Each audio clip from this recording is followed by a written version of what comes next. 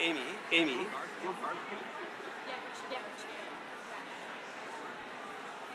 Yeah, I can hear you.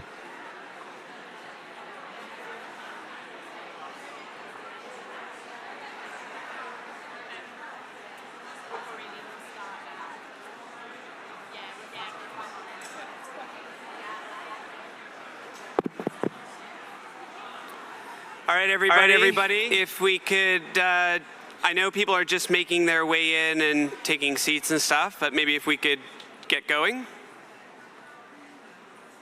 Please. Pretty please. Thank you so much. I think we're gonna get going because we're a touch behind. It's my absolute pleasure to chair this session. We're gonna have a couple of unconventional sessions coming up, and it's actually my great privilege to present this first session. And I don't know many have, just by a show of hands, has anybody heard of the Crackdown podcast before? Garth, you can't see the room, but I'd say about 50% have raised their hands. So international conference, lots of people have heard the podcast. I've listened to it pretty religiously. It's pretty amazing podcast. For people who don't know, it's a podcast generated by Garth Mullins and a whole host of other people who use drugs and drug user activists in Vancouver, and presents perspectives on drug policy and the health of people who use drugs. So we're super fortunate. I don't see Garth yet on the screen. He's there. They'll switch it over to him. But yeah, he's doing this at 3 a.m. in the morning in Vancouver. He couldn't be here due to personal reasons, but he's been willing to sort of do this in the middle of his night, and we really, thanks so much, Garth. There you are, I can see you now. So, and I had the privilege of getting to know Garth over the past 6 months. So hopefully this is the start of an ongoing sort of collaboration. And I'll hand it over to Garth and let Garth say a couple things. He's gonna chair this thing, and I'll leave him to it. So thanks so much, Garth, really, really appreciate it. Just maybe a warm welcome and applause.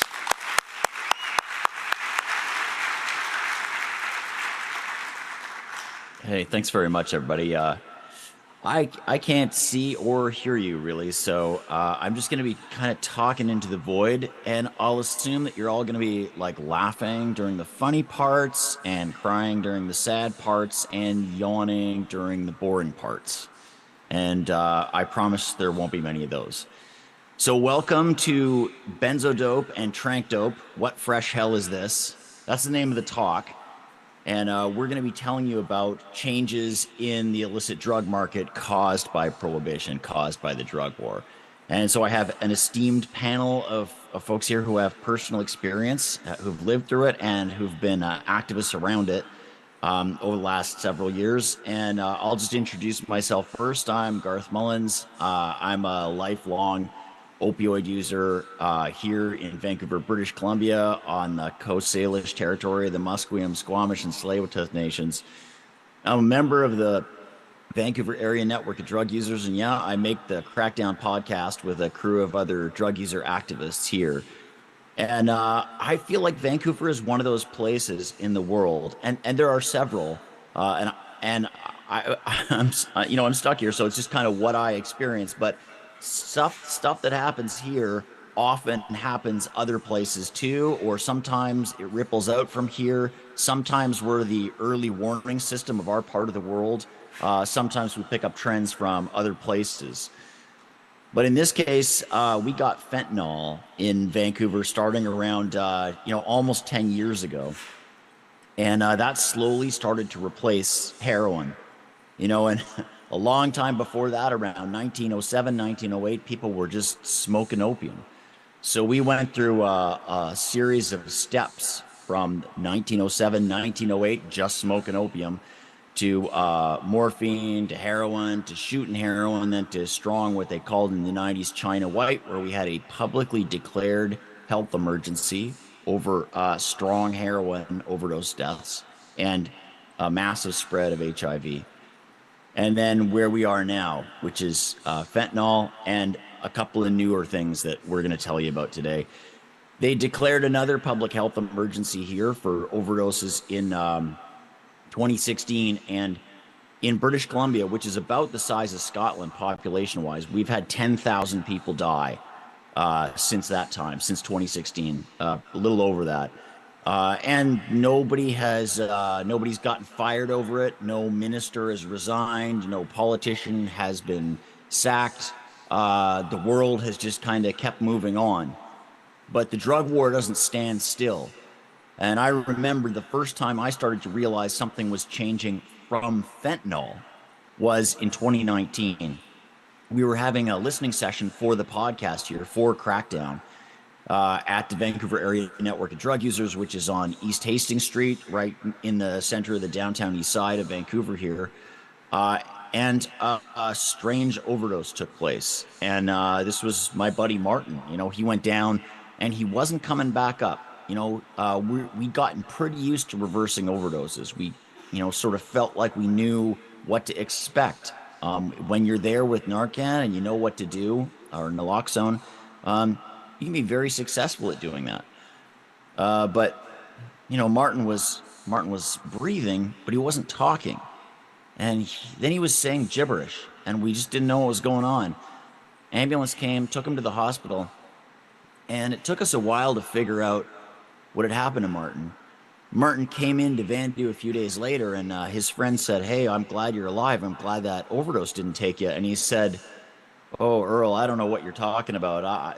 That didn't happen to me, but you better go check your facts or something." And the tell here was that Martin couldn't remember anything that had happened to him. And we figured out this was benzo dope. It's a combination of benzodiazepines and opioid analogs, in this case, fentanyl.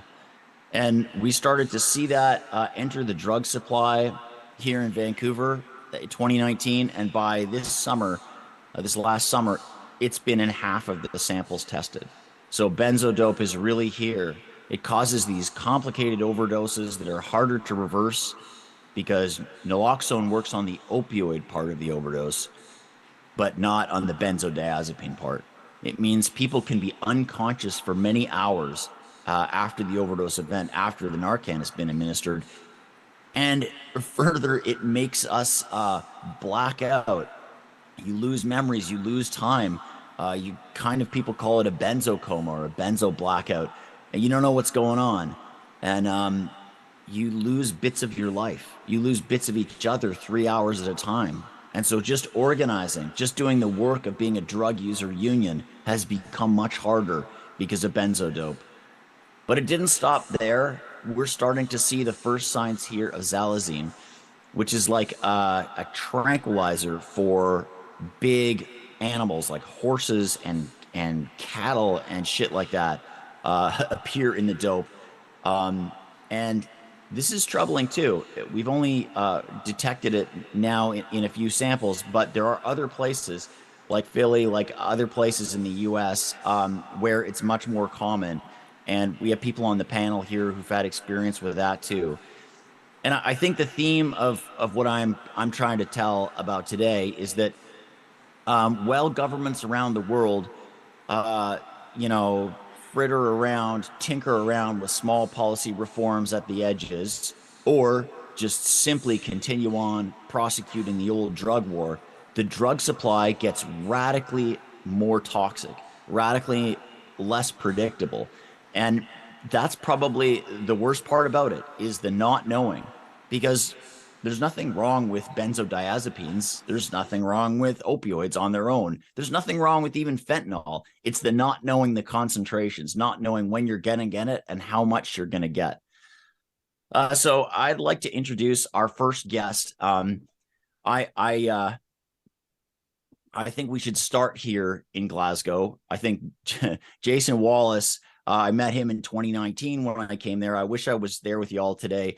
And Jason clued me into what was new to me right then. I'd come to Glasgow right after that 2019 overdose of my friend Martin, and when it was starting to hit Vancouver. But Glasgow and Scotland has had long experience with the combinations of benzos and opioids. So this is Jason Wallace here saying a few words for us from the Scottish Drug Forum. Thanks, Garth. So for anybody working in Glasgow or Scotland, they'll not be surprised.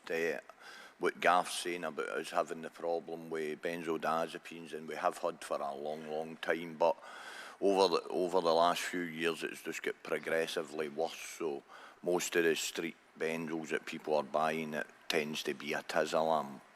And we're starting to see some slight changes in Glasgow, and hopefully we'll see them through the rest of Scotland in terms of prescribing maintenance prescriptions to people for diazepam. But the guys and lasses we're seeing coming to the engagement groups across the country on a regular basis are pretty much crying out for proper prescribed diazepam. But I suppose one of the issues that we have is it tends to be around 30-40 milligrams that people are getting prescribed, and this community rightly identified that that's not enough for them.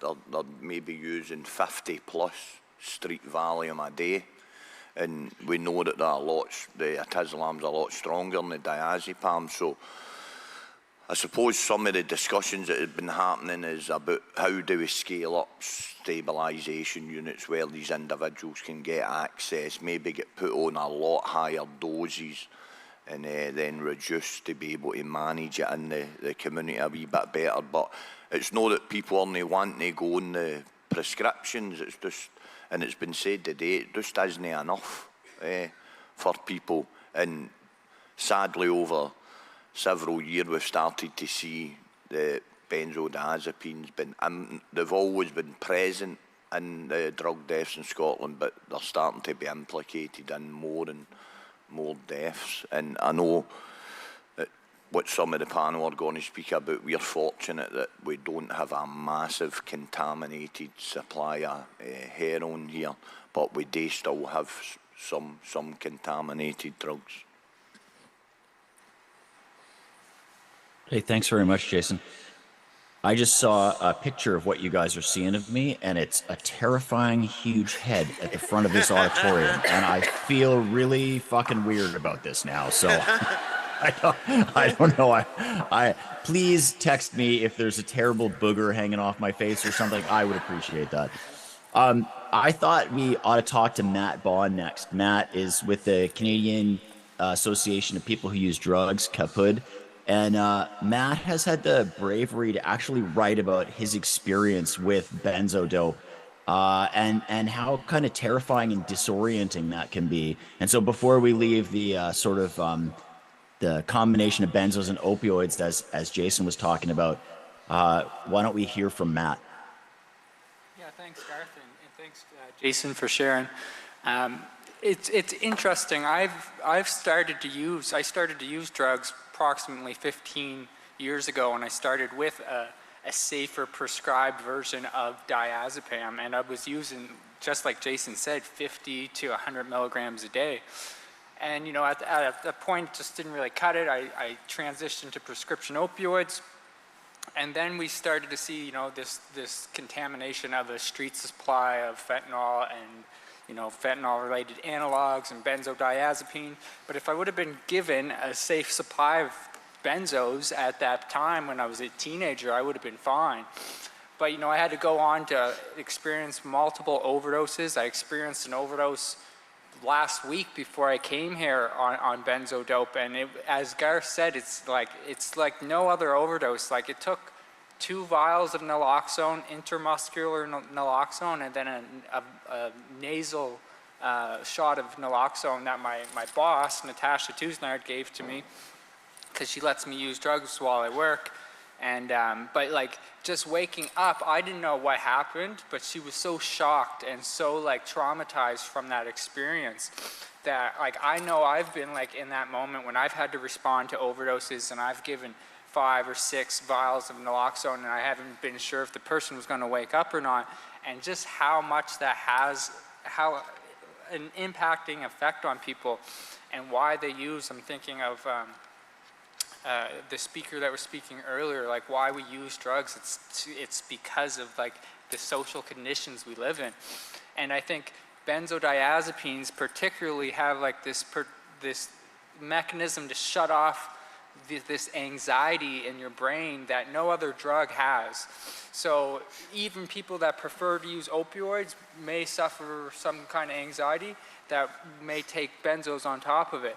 So we need to start looking at like treating these both at the same time, right? So, you know, I'm lucky to be here because I've overdosed off this stuff many times, and I probably, you know, probably still will, because I can't get a safe supply safe enough yet. Just not the way that it is. Thanks, Matt. I think Kaput also should get a little recognition here for helping frame out the demand of safe supply. And if people don't know, that is, you know, we are dying from the fact that drugs are illegal and we don't know what's in them. And the simple solution is to replace the whatever you're doing from the street with a pharmaceutical version. And we've made this demand starting, you know, in about 2016 in Canada, and Kaput helped frame it in those terms. But it's really a very intuitive demand from drug users and from the drug user movement. We've been talking about this for a very long time. We've had a lot more difficulty convincing a government to do this. There are a few brave doctors who have been able to prescribe sort of cousins to the street drugs, like not the direct equivalent, but something like hydromorphone or whatever, which is a great step in the right direction.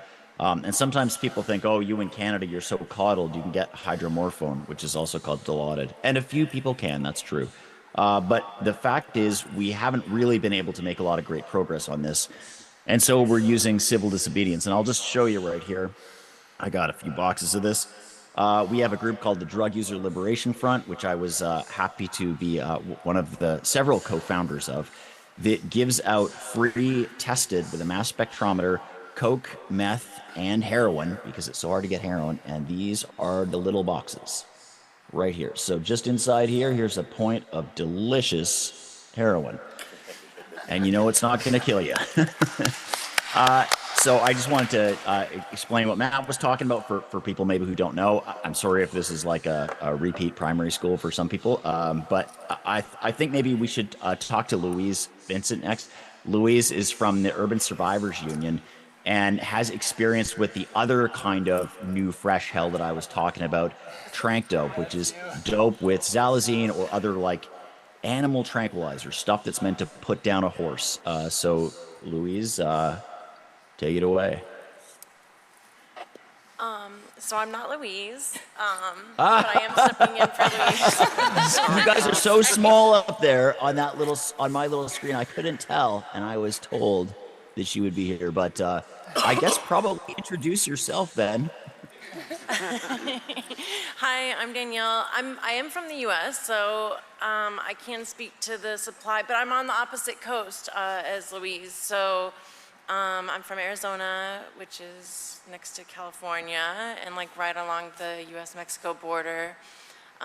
You know, fortunately, we're not really seeing the same, like the xylazine supply and stuff like that, but we are seeing a huge influx of fentanyl, and the heroin supply is mostly black tar, or like all black tar. So while some of it has been, wow.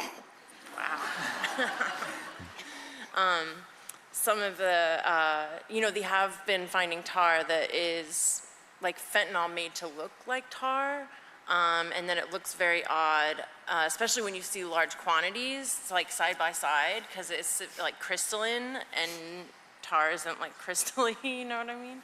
So it looks odd, but then if you buy a little bit, you know, in like a half-gram increment, which is what you might generally buy as a, you know, just regular user, you can't really tell at a glance. So it is becoming like hard to know what you're taking. Whereas, you know, before, you know, someone who's injected drugs for, you know, almost 20 years, I guess, ish, you know, is pretty consistent. You know, you're getting heroin. But yeah, I mean, not, and then like benzos, because we're right on the border, you know, there's a lot of like call them green hulks. But you're generally intentionally buying benzos because you want them, and it's like we don't have access to drug testing that easily. So, but I have managed to send some out to be tested. So I know it's like fluoroplazlam and like different types of benzo analogs, I guess. But yeah, sorry to disappoint and not be Louise. I know Louise would have a lot more to say about xylazine and what they're seeing over there on the East Coast, which is totally different supply from where I live, so. Thank you, and I'm so sorry, Danielle. That's really terrible of me, and I guess this is one of the limitations of being on the end of a computer and also being 3 o'clock in the morning my time. But just to fill people in, one of the worries of xylazine is it causes, again, like benzo dope, tranq dope causes these kind of unique or strange overdoses that can involve seizures, and also something about it is creating really unique and terrifying wounds and like necrotic tissue around the injection sites and also nearby. I think if you kind of do a little search on Twitter, you can see people have even posted photos of their own experience with that.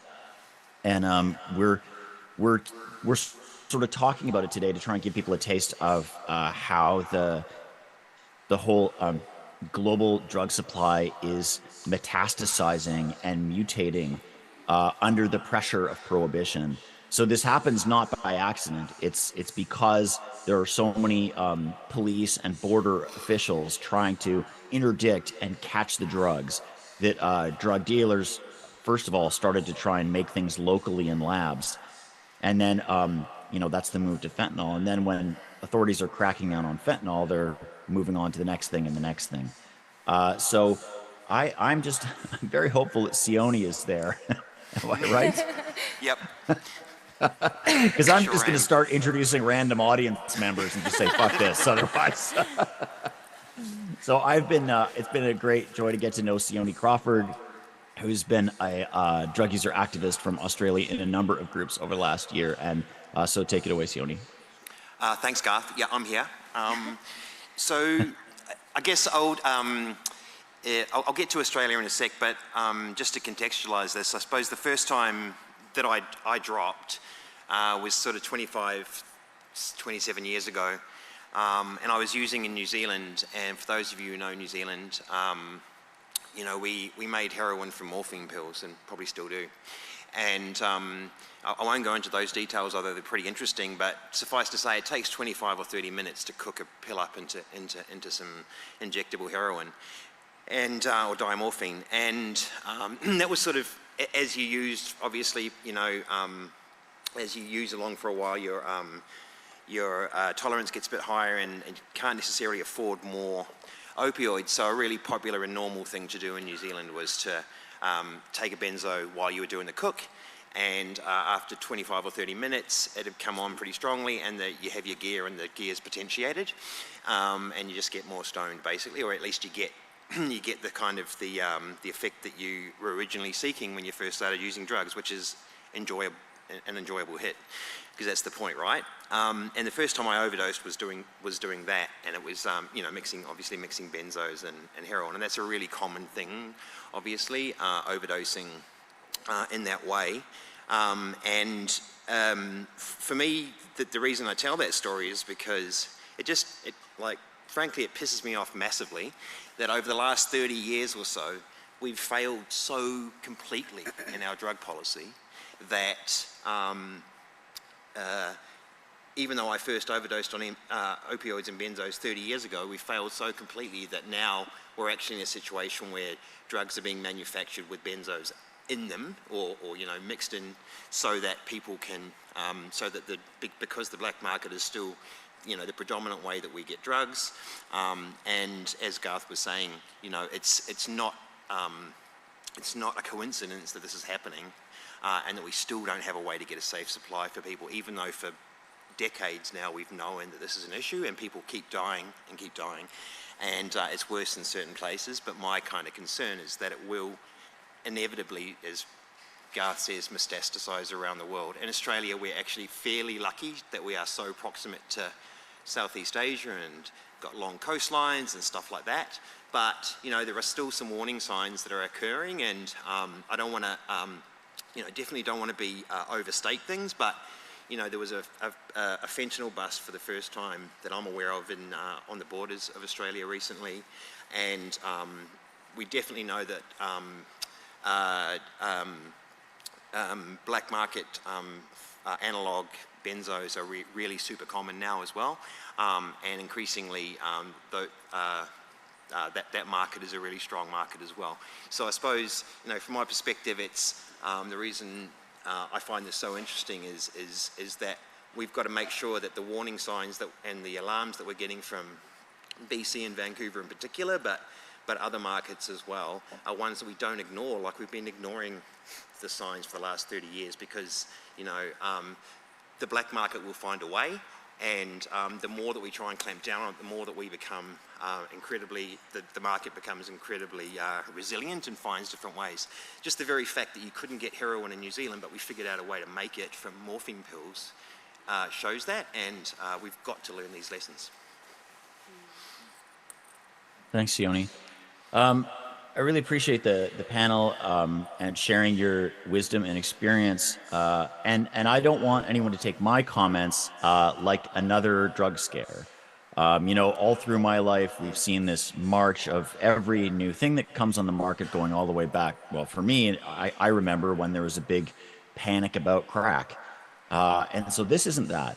I think what we're trying to show is that the illicit drug market will continue to move, will continue to change, and you know, people often call this the iron law of prohibition. I think maybe iron's a little too strong a metal for this metaphor, so maybe it's like the copper law or the gold law, because there's mutations and side effects and other things that happen around the world. But overall, the idea is that when you apply law enforcement to any banned substance, it tends to get more potent. And that has been happening to the illegal drug market, certainly in North America and a lot of other parts of the world. You know, it was a few years ago now that I overdosed myself on a combination of opioids and benzodiazepines. And I don't really remember much from that day. I remember somewhere, like out of the back of an ambulance or something, there was a radio playing with that old Glenn Campbell song, Wichita Lineman, on. I remember, you know, somebody telling me that it was going to be okay, but really I'm missing about 2.5 days of my life because of that. And I think that I don't want people to go away fearing benzos, for example, because we call it benzo dope. Because I've used benzos myself recreationally a lot, and just like Matt says, if you'd experienced trauma, sometimes you just want to put the lights out. You know, sometimes you just want to go to sleep and not have those dreams where things come back to you and ghosts come to get you from your past. And benzos and opioids together can be really good for that. But it's the key is knowing when it's going to happen to you, knowing what you're getting. And the more we continue with prohibition, the more we're going to get these kinds of responses. And so I think that the number one thing people can do is they can support people or start a drug user union wherever you are if you haven't already. And if there is one, support it. And also wherever you work, there's probably drug users in your workplace. We're undercover everywhere. We often don't stick up our hands and get on a panel in front of 100 or 200 people and advertise it like this because you can get shit canned or, you know, fired, sacked, whatever for just admitting it. But there are drug users everywhere, and it's becoming more and more dangerous as the drug supply changes. There are some places I've been that the drugs haven't changed much, and if I was in a place like that, I'd be glad. I'd be telling the police, hey, if it's heroin, just please leave it alone. You know, like, you're not helping things by going and chasing after heroin. Just as the cops here now aren't helping things by chasing after fentanyl because they're just making the next thing come. But also to those places, I'd say, you don't know how long it's going to stay like that. So wherever you are, wherever you're from, don't think that the drug supply will stay static. You know, it may take years, and for us in Vancouver, it's been a long, long march from 1907, 1908, when Canadian drug prohibition began, to where we are now. But I think that's a warning that we all should heed. And drug users know how to keep each other safe. Drug users know how to change policy. And when we organize, we're a force to be reckoned with. That's the only way we've made any progress in Vancouver. That's why we had North America's first safe injection site. That's how we had needle distribution to begin with. I know it's the same in many other places, that the old spirit of breaking those unjust laws of civil disobedience, that's how you get the goods. There's really no shortcut. So at a conference like this, if I was there, I'd be really valuing that time in the hallway to network with people and further build the drug user movement. I think we have time for questions right now. We're supposed to stop in, I think, 7 minutes from now. So do we want to take questions? Hey, Garth, we had a last-minute addition of Ange is here as well. Oh, excellent. Please. Hi, everyone. You know, you guys could have texted me, right? Yeah, like I was trying. I got your number. Got a fucking phone right here. I'm sitting here with Matt, and I'm like, don't tell him. Well, almost got away with it. Hi, everyone. Thanks to the panel and Garth and everyone and the organizers for this. It's I know you said it earlier, but it's very interesting for me coming from South Africa, because like you said, Garth, drugs don't necessarily, and the types of drugs don't necessarily stay static. In SA, there hasn't, like tranq and benzos, fentanyl, it's pretty much non-existent. However, we know with life, with drugs, with movements and change, that eventually that is going to pop up, that we're going to find people who are overdosing and who are ending up with wounds and unsure on how to manage and work with substances, other new different substances. So one of the things, like speaking about preventative and addressing needs before they arise, for example, like MJ, Andrew Shire, there are a number of people in SA who have been working together to come up with overdose prevention trainings, advocacy for naloxone, providing naloxone for peer-to-peer support and assistance. And that goes a long way, especially because it is that introduction of here is a way to prevent and to reverse, but also to keep in mind that as life changes, as drugs change, that these interventions are still going to have to apply and be acknowledged. And it's actually quite shocking, the impact that criminalization and prohibition has had. And in SA, we speak of when we speak about contamination and the unregulation of substances, we, with level 5 and level 4 during COVID lockdown in South Africa, cigarettes and alcohol were banned entirely, so criminalized. And people weren't able to get cigarettes, people weren't able to get alcohol. And as we know, if you want something, you will get it. Like prohibition and criminalization of drugs doesn't stop us from using drugs.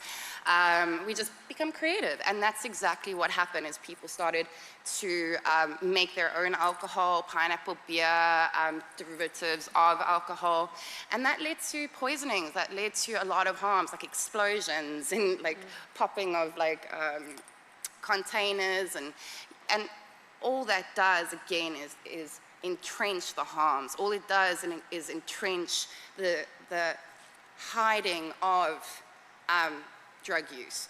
And when things like these happen, for example, if someone during this alcohol ban got into a car accident and they had been drinking, it wasn't just the fact that they got into a car accident and they were drinking. It's illegal to drink, it's illegal for cigarettes, and it's just that added compiled trauma and harm and judgment and stigma that just kept on happening. And we noticed that, and we know people are creative. We are creative, and if we want to get high, we'll get high. So putting these steps and trying to stop us didn't work. And like we said, it just caused more harm. And with this and with the creation and with these like knockoff cigarettes that were being imported and brought in and hidden and smuggled, a lot of we didn't know what was in it. The containers weren't even in English. And again, that just added another layer, because there was also that element of corruption, because politicians' children were the ones selling the cigarettes, and the whole big, lovely cornucopia of chaos. But like we said, when it came to the making of your own alcohol, buying these black market cigarettes, no one knew what they were putting in their bodies. People were getting more and more sick, or they were risking getting arrested. There were people, like high-level stakeholders and politicians who were reaching out and saying, like, where can I buy smokes? And hiding in back alleys and all dodgy and things. It's like, well, welcome to being a drug user, really and truly. Like, you know, standing waiting for your dealer and you're nervous, of course. And that's the issue, is that now people who never had to experience the stigma, who never had to experience the fear of arrest or harassment or having something in the substance that wasn't meant to be there, was now, people who wouldn't usually experience that were now experiencing it. The sad part about it all is once the bans were lifted, these people forgot that, and nothing has changed. There has been no further move for decrim. Well, there has in the activist field, but there hasn't been that follow through, that acknowledgement that this is not working in SA. And the more we push and we hide and we alienate, the more likely it is that when additional different drugs come in, like tranq and fentanyl, it can't be addressed properly because this information and the education around it hasn't been there. So I think especially, even if it's not in your country as of yet, there are mechanisms and interventions that we should all be practicing as harm reductionists, as field workers, as clinicians, to prevent harms that may not necessarily be happening right now, but that could happen later on. Yeah, that's me. Thanks.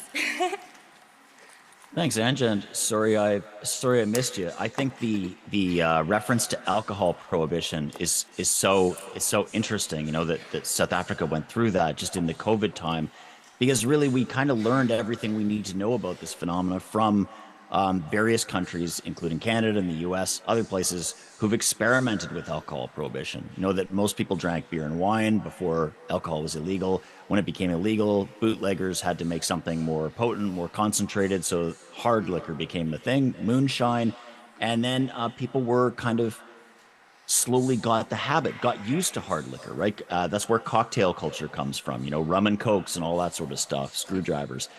All of that comes from prohibition, particularly prohibition in the US is really culturally influential, but those drinks and those habits are with us still. So even though most people in Vancouver were just heroin users, they become acclimatized to fentanyl, and then you need to get fentanyl. Heroin doesn't do it for you anymore. And then you get wired to benzo dope, and so you eventually you weren't looking for it to begin with, you were trying to avoid it. But you get it enough, you get wired to benzos as well. You get a habit on benzos, and you've got to do it. And so these things, even if we stop prohibition tomorrow, these new kinds of dope, this fresh hell, is still going to be with us for a long time. Just like cocktail culture, just like hard liquor, as a drink for many people, in the sense that it came from alcohol prohibition, is still with us now. So we could stop this. We could stop it before it gets worse. And I mean, I think that's what we have to do with so many things in our society, so many things that are screaming emergencies right now. I mean, you guys, we are living in the apocalypse. It is like 25 degrees outside in Vancouver. This is supposed to be a temperate rainforest in October. The sun's going to come up in a few hours, and it's going to be blood red. It's going to be Blade Runner red because the forests are on fire here all the time. This is the end times. And people ask me, you know, why do you use drugs? I think we should ask them, why don't you use drugs? How are you surviving the apocalypse without taking an edge off? So thank you to Matt and Sione and Jason, to Danielle and Ange. Thank you, and my apologies for blowing past you so quickly like that. And I don't know if we have time for questions right now. I don't know. It's coming up on quarter to the hour, but I leave it in the hands of whoever's running the show on that end. I'm torn. Microphone 4 has been waiting very long. I'm gonna. It'll be a quick question and no. Yeah, no, let's do it. Maybe I'll leave it out for discussion later. Okay. I'm Andy Seaman. I'm a harm reductionist and a doctor bicoastally in Vermont and Oregon in the States. And I think first, thank you all for what you're doing. I think you're doing such critical work, and I appreciate your experiences. And I think the drug supply, like you said, is not static, but it's also been historically not static in different directions. Like, remember levamisole and cocaine, like that came in real hard and then it came out. And I'm just really curious, you know, we're struggling with xylazine in the States, and we're starting to move towards drug testing. And I just would love to hear, or maybe we think on, discuss later on, how can we integrate drug user unions and advocacy groups across multiple different drug markets and use drug testing to, let's stop waiting for the governments. How do we change the supply coming from the cartels? How can we use that information? And so it's not a short question or discussion, but I would love to talk about that through this conference. Give your local drug user union a mass spectrometer. Oh, sorry, go ahead. What's that, Garth? Just give the drug user unions a mass spectrometer. Let them do the testing. Good call. Okay, we can do it. I think we've got a session on safe supply, so I think it would be great to cover that in that session. I do note that we're out of time. Look, Garth, first of all, I reached out to you sort of saying, hey, can you come and, you can't see the auditorium, Garth, but it's like, it actually isn't like 1 to 200, it's like 650 people. So, and it's a full house. So thanks so much. She said yes to coming to do this, and you're doing this at like 3 a.m. in the morning, which is just like amazing. So thanks so much to you, Garth. Maybe just a quick round of applause for Garth. Yeah, just so we can hear it.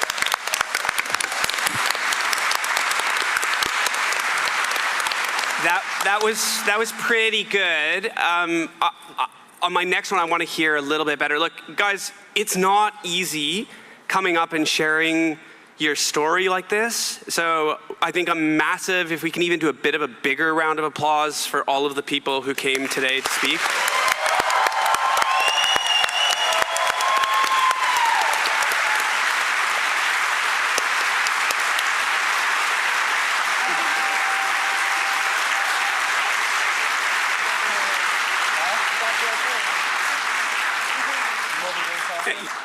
And thanks so much. I think we really want to sort of have community more involved and engaged in the conference, and I think this is a fantastic session and illustrates how we can sort of do that. And yeah, so thanks again, everyone. Garth, thanks, and we'll get on to the next session. Thank you very much. Thanks. Stay safe. Keep safe.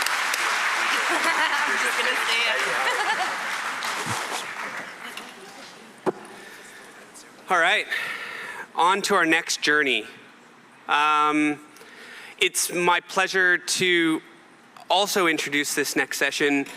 For those of you who were in Montreal, we had a similar session. One of the projects that INHSU's been working on is a project called Connecting with Care, really trying to highlight successful models of care globally, both around hepatitis C, but also around improving the health of people who use drugs.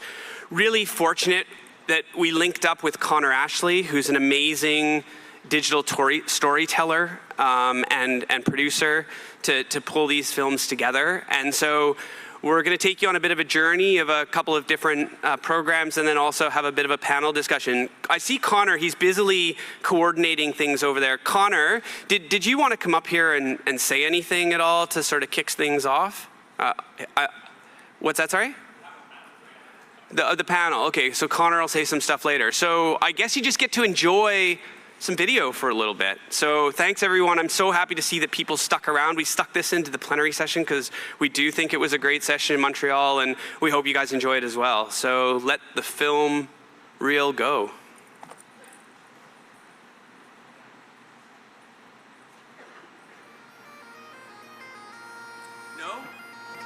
Oh, clearly I don't have the instructions. Pause it. Can you pause the video? Clearly I didn't listen to the instructions that were provided to me. So I'll hand it over to Conor, and maybe Conor can give us a little bit of an outline of what's going to happen in this session. Thank you, Jason. G'day.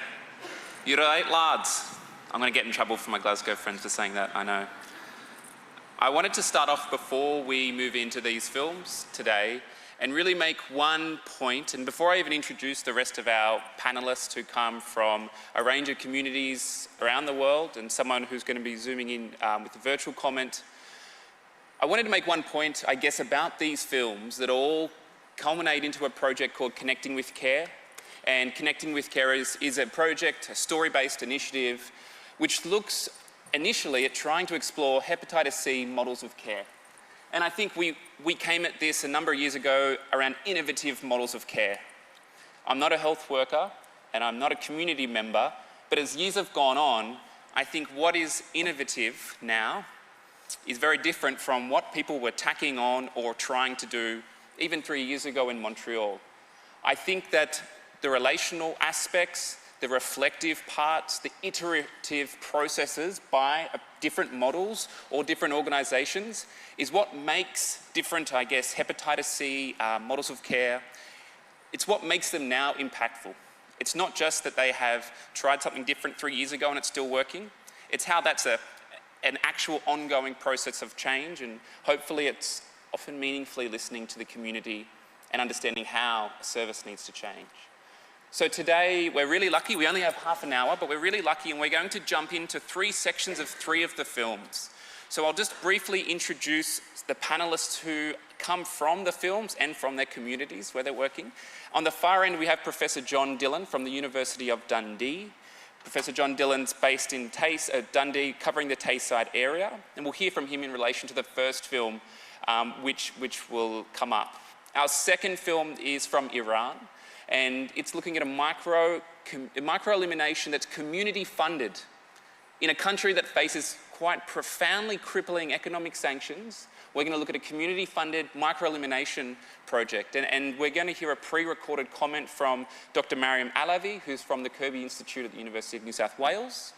And then last but certainly not least, we're going to hear again from Angela McBride, the Executive Director for SANPUD, South African Network of People Who Use Drugs, along with her main man, Koketso Mokubane, who is, Koketso, your roles, he changes roles more quickly than I changed memory cards. So what's your new role? I'm the Community Linkage Officer. Awesome. He's a Community Linkage Officer, and last week was also nominated to the... CCM. He was nominated by the community to the CCM. So it's quite amazing to see Koketso's roles keep changing in the context of where we've come from. The first film that we're going to watch a section of is from Dundee, and this was made with the support of Gilead. We're only going to get a chance to watch one half, and then I'm going to ask John a question. Like with all of these films, they are going to be available, if not already, on INHSU's website, and it's under the What We Do section, Advocating for Change. And there's a whole project there called Connecting with Care. By the end of the year, it's going to be about 12 to 14 different stories, models of care, Iran, South Africa, a number in Canada, Australia. We're going to have some from Athens, Lisboa, Zurich, and Dundee. There's also a really interesting toolkit that the INHSU team have been working really hard on. So, you know, if you're teaching, if you're wanting to share it with new colleagues coming into your service, it's a resource that we've put a lot of time into, so I would recommend people have a look. So we'll watch part of the film, and then I'd love to ask John to share. This is the part of Connecting with Care Dundee.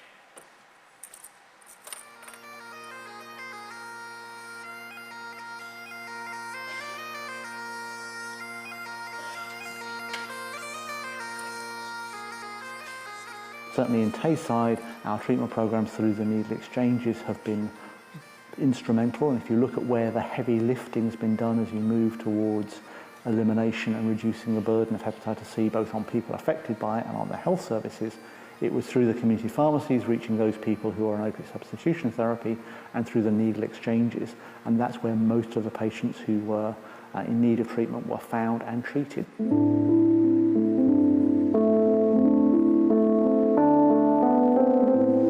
I first took heroin when I was 14 years old, and I'm now 46. Been part of my life, my whole adult life. Don't know anything different. And I'm scared that I'll be lost without it. You know, they just judge you by your appearance, you know what I mean? And it's so horrible, yeah, you know what I mean? And I think people didn't realise that just because you're on drugs, you've still got feelings. You know, we still hurt like normal people, you know what I mean? I couldn't get a vein because my arms were all bloated and I could have got an abscess. Luckily, touch wood, that I never got an abscess, so it was the caring centre that showed me how to inject safely, or I probably would have lost my arm or legs. I wanted to come to this place and I was made welcome. I wasn't made a second-class citizen. We felt that it became more important to have our clinical nursing teams based on site with the third sector staff as well. It reduces any delays in people accessing their treatment, but also it's not just about their hepatitis treatment, and I think we always felt that there was a benefit to having that co-location, and we've replicated it in other areas across the rest of Tayside now as well. That simple change of, instead of trying to get blood out of a vein and put it in a tube, taking it out of a finger and squeezing it onto some cardboard and being able to send it to the lab, dramatically changed who could do the testing, and that reach out of that movement of people into the community became very key. People can access NHS nurses to do dry blood spot testing, or any of the staff actually in here can do dry blood spot testing, looking for hepatitis B, hepatitis C, HIV. We have an IEP service, so injecting equipment and paraphernalia. When they come in, a lot of the times they're like, Teresa, I would rather talk to you because I know you know how this feels, and I know that you've been there because I remember it. Darren's a good example. Darren was someone who had never had a blood test for bloodborne viruses carried out before we started utilising dry blood spot tests in 2009.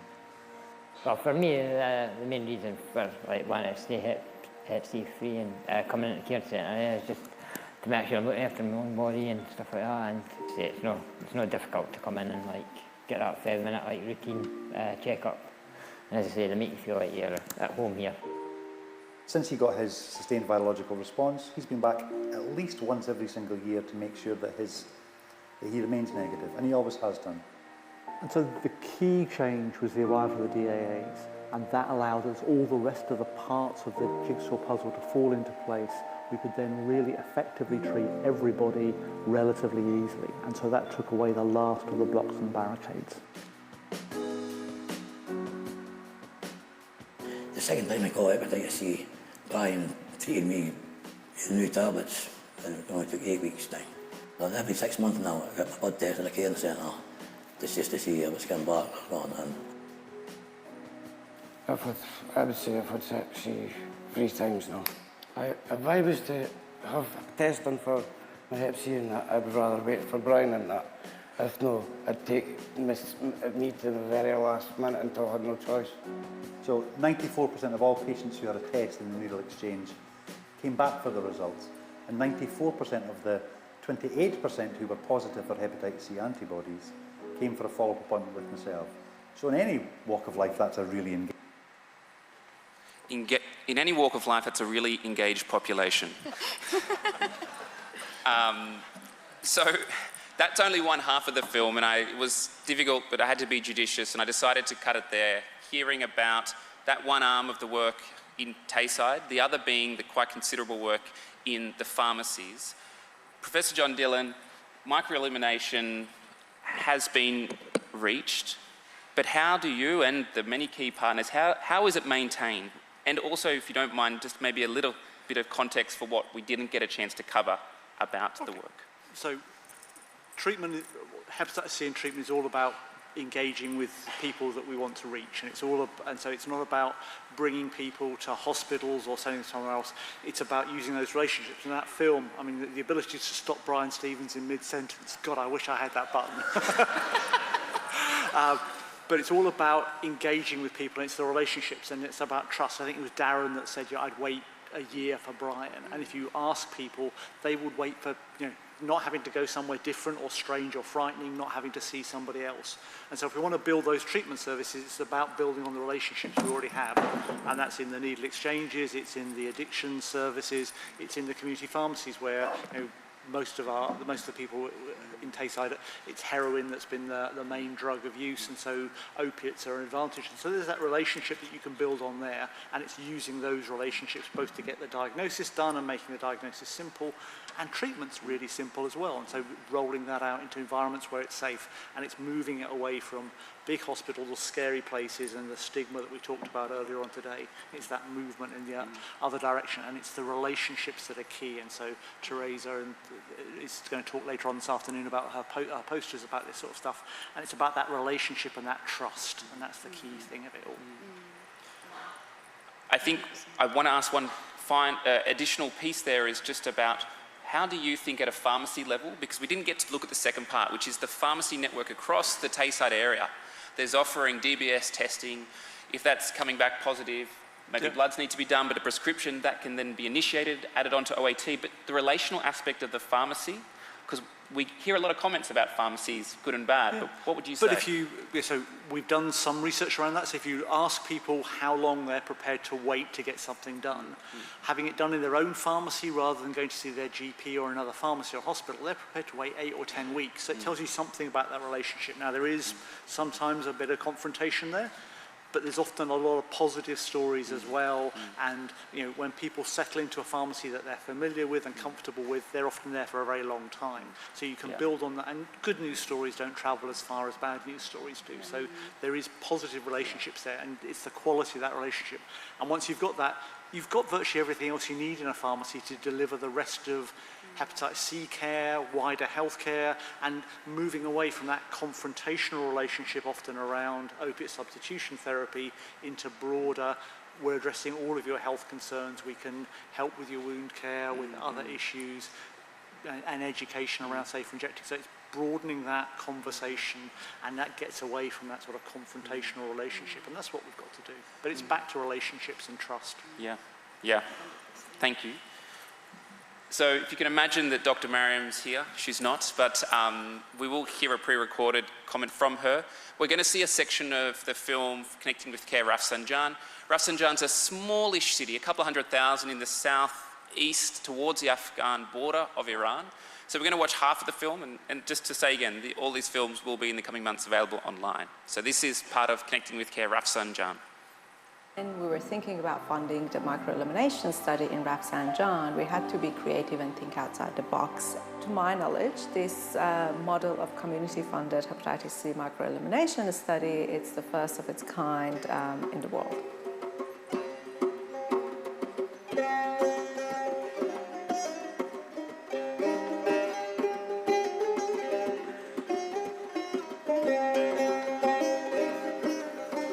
من فکر میکنم که هر انسانی، حالا اگه خصوصا کارآفرین باشه و رویه کارآفرین هم باشه، یه چیزی به عنوان مسئولیت اجتماعی داره.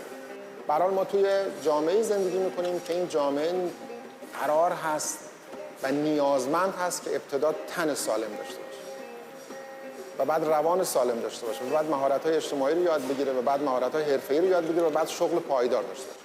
این جامعه اگر این سیکل رو بتونه طی بکنه، طبیعتاً به جایی میرسه که من فکر میکنم صدمه نخواهد. و وقتی که یک جامعه توی مخاطره هست که قرار یک عارضه بیاد و این جامعه رو از هم بپاشونه، مثل ایدز، مثل هپاتیت سی و مثل چیزهایی که داره تو دنیا فراگیر میشه متاسفانه، باید هر جور میشه جلوشو گرفت. و من فکر میکنم که من کارآفرین کوچک این مسئولیت اجتماعی رو دارم.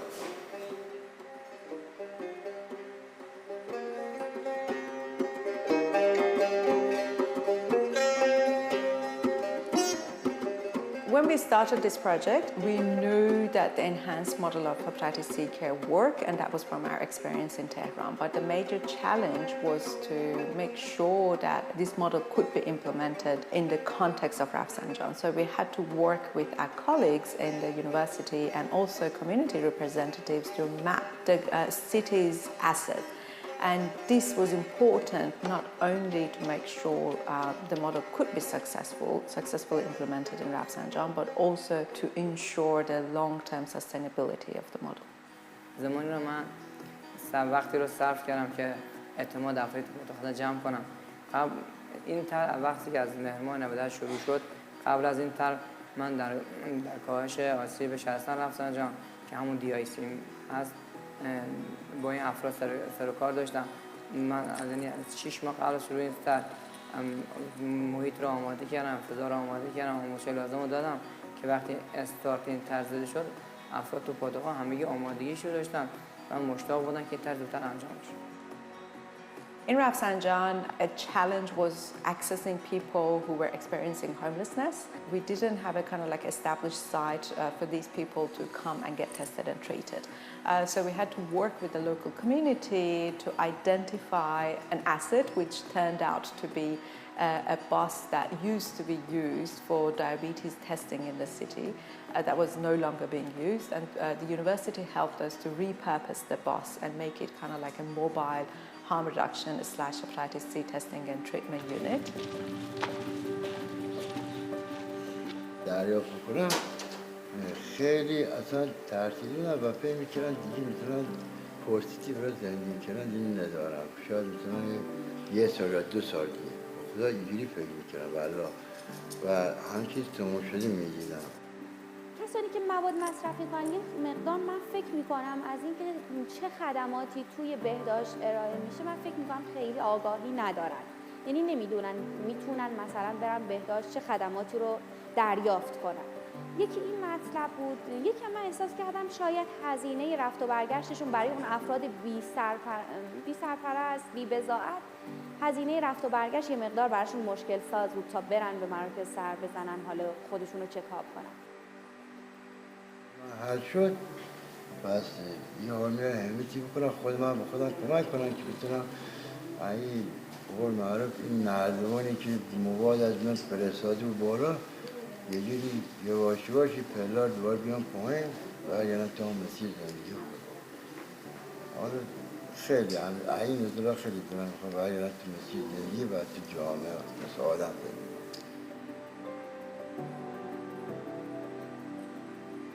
به نام خدا از شروع طرح 7115 نفر تست شدن، 286 نفر از اینها تست‌های هپاتیت سی شون منفی بود و 200 نفر هم درمانشون شروع شده است.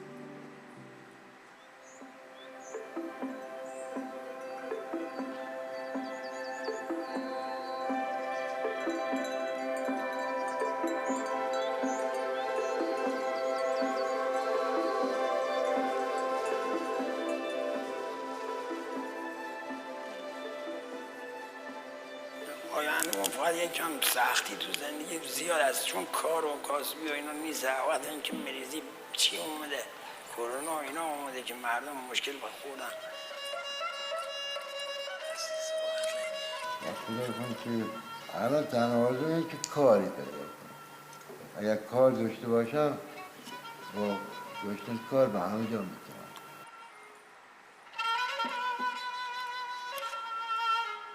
One hepatitis C testing and treatment is a great success story in the lives of so many people, but to truly improve health and social outcomes in a sustained way, we really need a more holistic approach to supporting people who use drugs. ببینید یه پایه کاری درمانی ما شد. میدونین که همیشه پژوهش مبنای کار درمانی است. این پژوهش بسیار بزرگ مبنای کار درمانی همه همکاران من در منطقه خواهد بود و امیدوار هستم که بتونیم که توسعه هم بدیم این کاری که در شهر رفسنجان انجام شده حداقل در سطح استان و امیدواریم که بتونیم کار پیش بریم.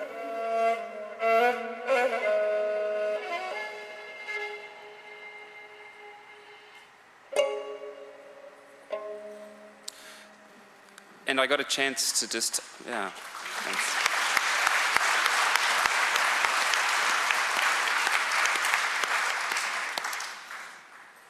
Chatting with Mariam just 2 days ago, I asked her about where to in the context of Iran. And I'm sure if you all watch the news, you'll see that, especially at the moment, it's a really pointy moment. It's a really tricky moment in Iran and how things move forward.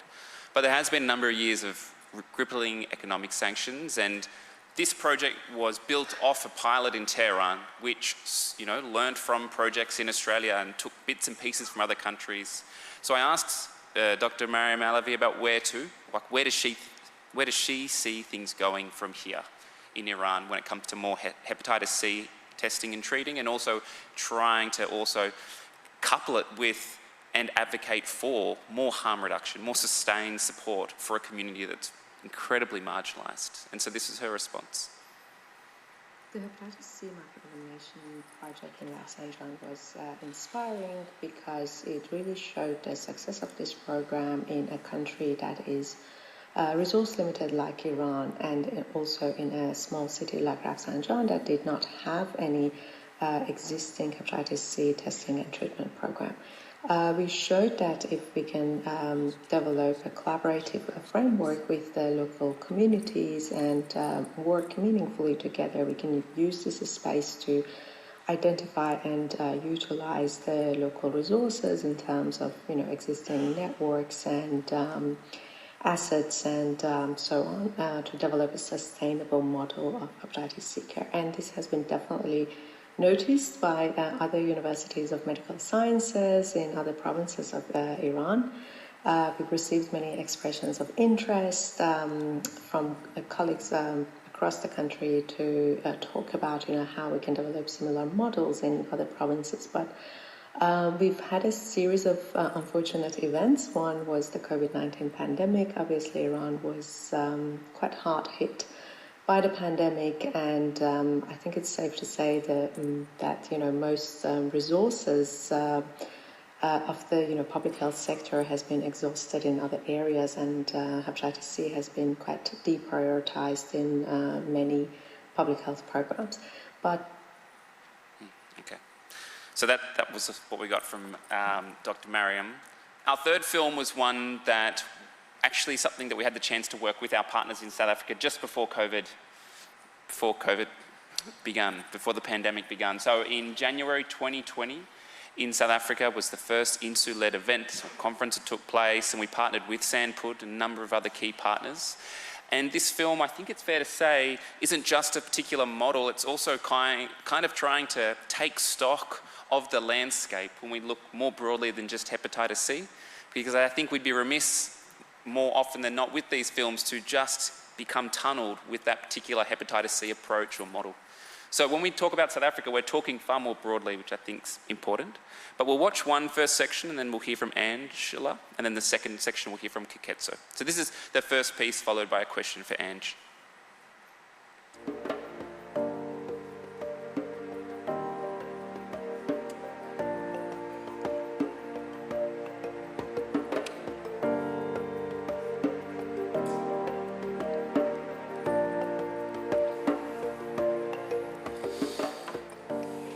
Once you're homeless and you see you grow up on the streets, you see things that's not right. You need help, but there's no help. I got assaulted by the neighborhood watch now about last week. They damaged the right side of my brain. I got a foot the day after that. The most challenge that I'm facing is how people treat us, especially we women that are using drugs, is that the stigma that we get from our communities.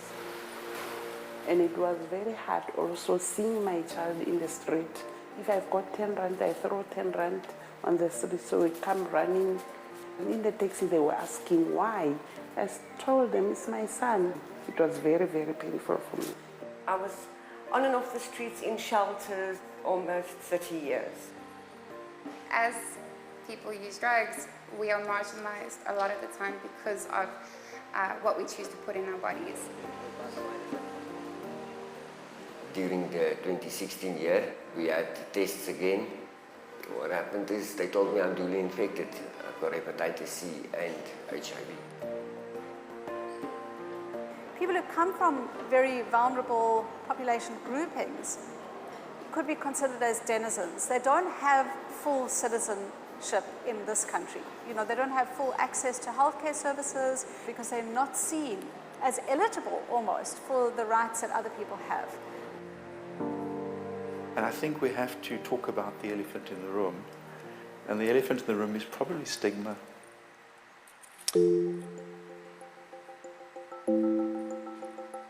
So the reality at the moment in 2020 is that we have a few harm reduction programs that include opioid substitution therapy, they include needle syringe services, and to some degree include some hepatitis screening and testing, but they're only in very few major metropolitan areas. And even in those cities where we do have those services, there's great further room for integration, and all of them have concerns to threats of sustainability.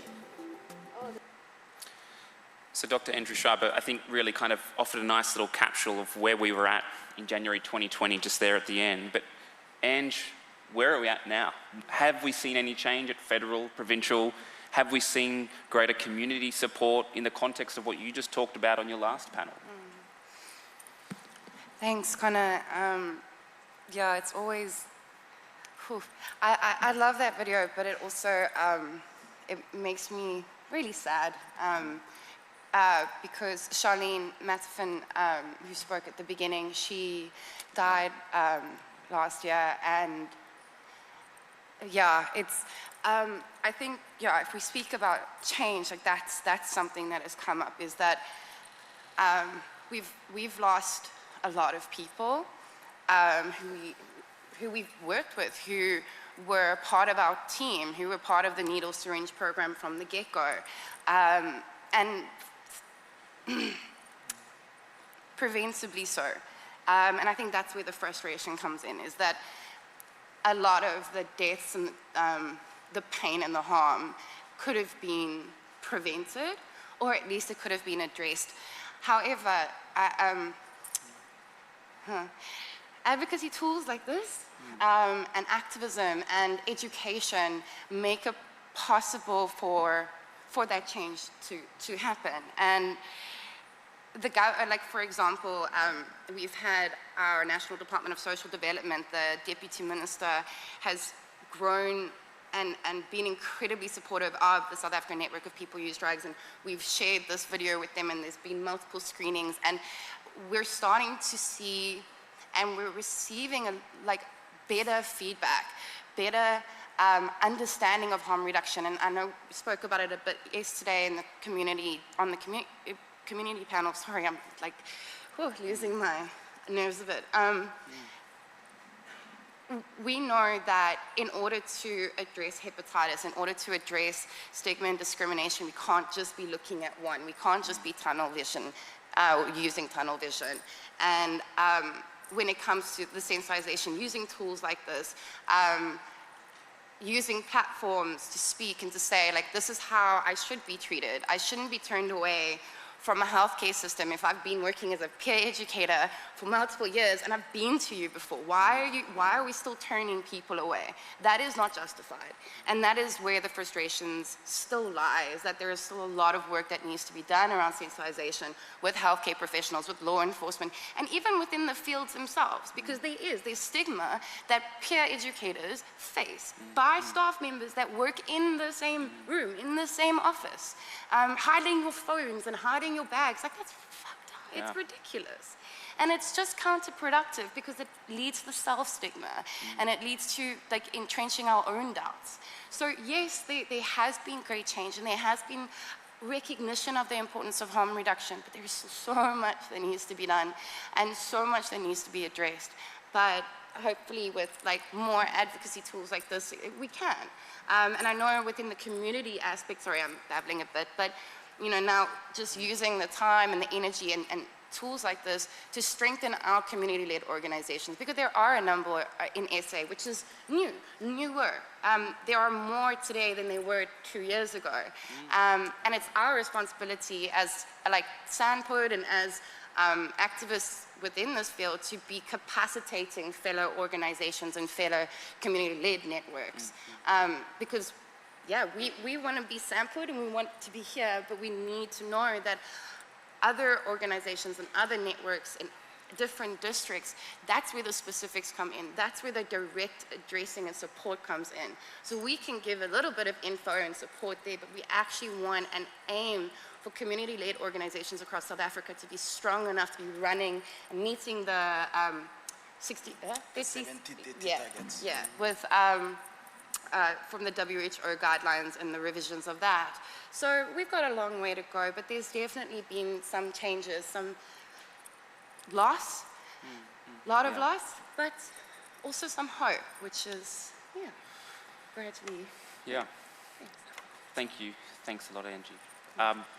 We just have a little section, I think, the film which does contextualise where Hep C is at. So we'll just play this little clip before we hear from Koketso. But thanks, Angie. But for some people, it is like we're encouraging people to spike up. They got the wrong mindset around the clean needles. And the reason TB HIV is giving that clean needle is try to stop spreading Hep C, AIDS. There's a lot of things that goes with that clean needle.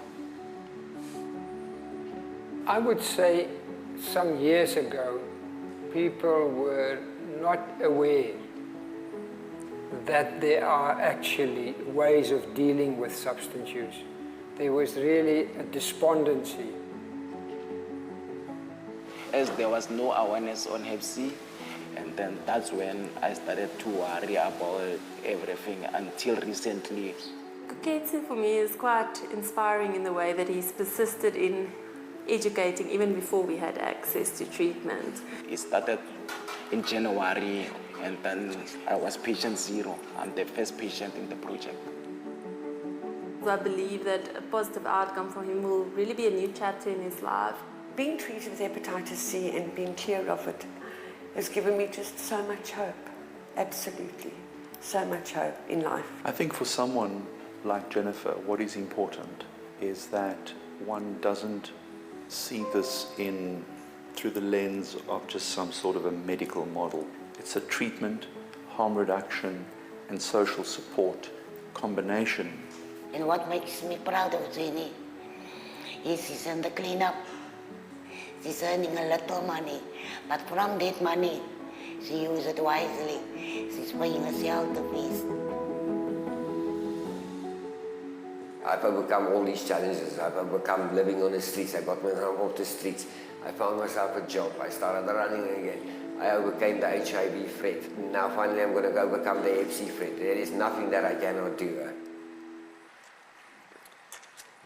So, Koketso, can I ask, you shared that you were patient 0 there. Could you, if you want to share anything about yourself, amazing, but the other bigger pieces, what's happening for Hep C in South Africa? And if you want to, what's happening for you, my brother, since we saw each other 2.5 years ago? Okay. For me personally, as I said, I got treated and I got cleared of hepatitis. Even today, I haven't been reinfected, so I'm clear of hepatitis. So, Hep C, yeah. So, in South Africa, what's happening is now the conversations, we are having them. But the access for treatment, nothing has happened in terms of the guys getting access. But we are getting there. What I like is that we are having those conversations because it wouldn't help to have access to treatment because these things are a package. We can't give them treatment to hepatitis while other harm reduction interventions aren't there. Like for example, the nasal syringe program. If the access is not enough, people are going to get reinfected. We need to advocate for these interventions as a package. And availability for another intervention, we need to have all of them as a package for us to have the desired result. Yeah. Awesome. Thank you. Thank you, Koketso. We have run over time. I would like you to join with me in thanking Professor John Dillon, Angela McBride, Koketso Mokubane for being up here.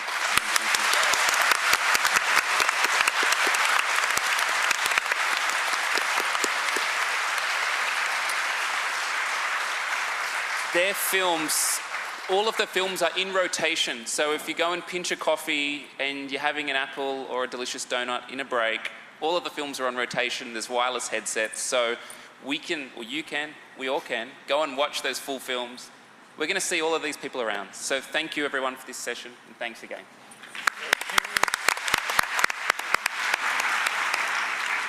Thanks so much, everyone. And again, maybe, we'll hold it actually, because we're going to move into the next session. But thanks so much to everyone, to Koketso and to John. All right, so I hope you're not too, bored with the films. It's actually a nice way, I think, to kind of back and forth. And Conor's done a fantastic job coordinating things. We're going to run through one more sort of project that's been ongoing. And personally, it's been sort of a bit of a passion of mine around sort of really trying to push the importance of patient choice around access to different treatments for opioid agonist treatment, or the choice not to be on treatment. And so this is a project that INHSU's been leading called My Choice, and I'll hand it over to Conor and to Sione to sort of introduce a little bit more about the session. But over to you, so thanks so much. Thanks, Jason. Why does choice matter? That was the question that we started to talk about in 2019. We talked about it with the focus of a project. And I know from my last 2 months in Canada, looking at a range of hepatitis C models, harm reduction projects, that choice in very different contexts is going to have very different answers. Sione Crawford, you're the Executive Director of Harm Reduction Victoria, and we'll be joined by your colleague, Jane Dicka, who is here virtually. How are you going, Jane? Good, thank you. We're going to watch a film, and we're going to have time for questions from you out there. And we've got a couple of questions for our panellists. But I think that I would just, before we do watch this film, when I went into this project and I was learning from Harm Reduction Victoria, along with other state and territory-based peer-led organisations about choice, there was something that was a kind of like removing the hair, though, first. That, Conor, it's not just about choice. It's not just about the choices that are available. So just before we even watch the film, an opening comment from either of you about digging a bit deeper into what is choice. Jane, do you want to go first? Yeah, not a problem. Choice is choice. It's not just a matter of A, B, C, pick a box, Choice needs to be, a lot broader than what it is. And I just think it's important to remember that not everybody chooses to do the same thing. Yeah. Yeah. You go, Sione. No, yeah, absolutely. I think the other thing is that I think the thing to remember as we go through this video and we have this quick panel is that choice is not just about the medications that we're talking about here. There's a bigger picture than just medicalising what's ultimately often a social issue. I think that we cover up the fact that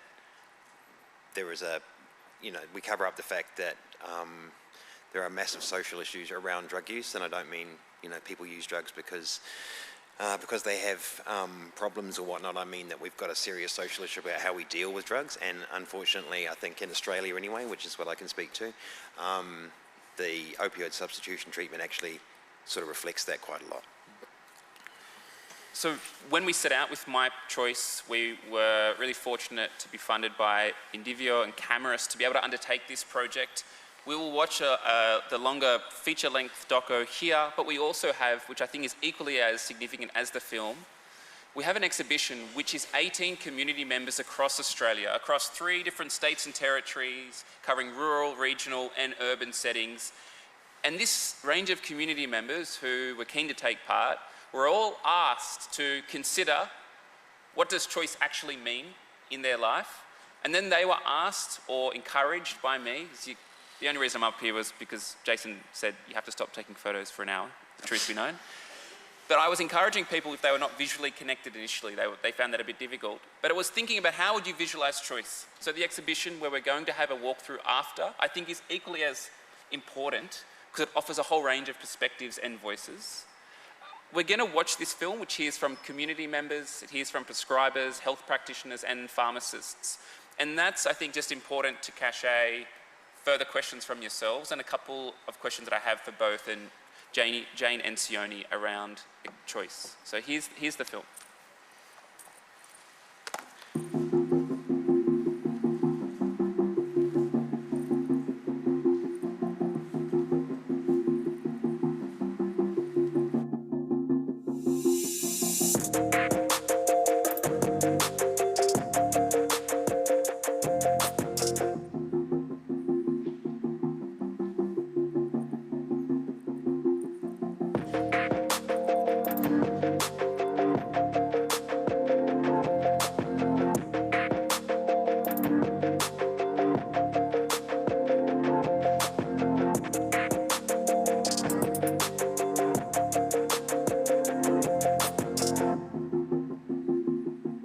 really important there's a range of treatments available because no one treatment is going to be right for all people all of the time.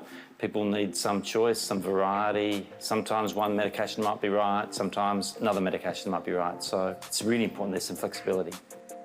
A lot of my choices with maintenance programs has been around trying to maintain life and trying to continue work without getting sick and all the things that come with the ups and downs of opiate use. As a person with a lived experience of drugs, in a small country town, the stigma was great, you know. You didn't have many choices and there was no awareness about what was available. With drug use, we don't get to make many choices because it's illegal. One of the choices I do get to make, like who I buy it from or when I use it, but so many other things are dictated by the law and I like to be able to make my own decisions and my own choices. And the same with pharmacotherapy, like it serves a great purpose for a lot of people. Pharmacotherapy plays a really important role for those people and it actually keeps people safe in a number of ways. So it helps people choose to use drugs in a way that might be safer, so they may not be as susceptible to overdose. They may not be in a situation where they feel like they need to share syringes, so they are less likely to get HIV or hepatitis C. I've been on methadone off and on for 15 years and I choose methadone because it allows me to make choices about other drugs and that's my choice.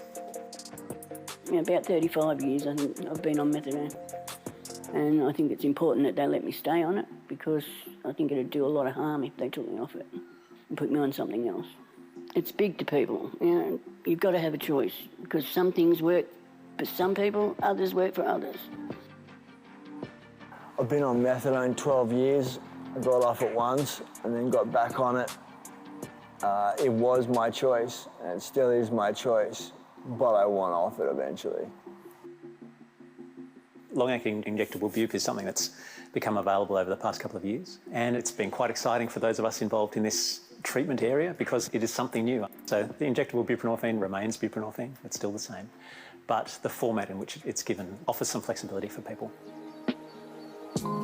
It was around about a year ago that I decided that I wanted to try again to stop using and to try to come off methadone. I've been on depot bupe for 5 months now and it's given me a taste of freedom that I haven't felt for a long time. In rural areas out where we are, there's no doctors out here that are prescribing, so you have to go to town to get a prescribing doctor. So when I was on the depot bupe, the round trip was an hour and a half each way and it's about 300 kilometres round trip. So it's a full day. Fuel, waiting, driving, and then rushing back to get the school pickup. It's huge, but it's definitely worth it.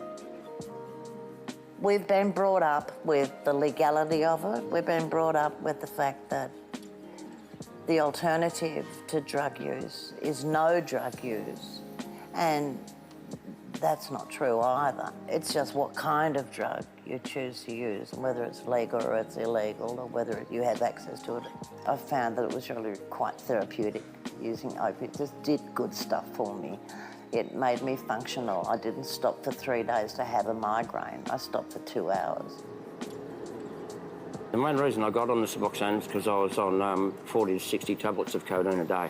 Eventually I took so much that I was overdosing every 2 or 3 days, you know. But with the Suboxone, I'm not ashamed of it. I take it whenever I want, you know. If someone asks me what it is, I'll tell them.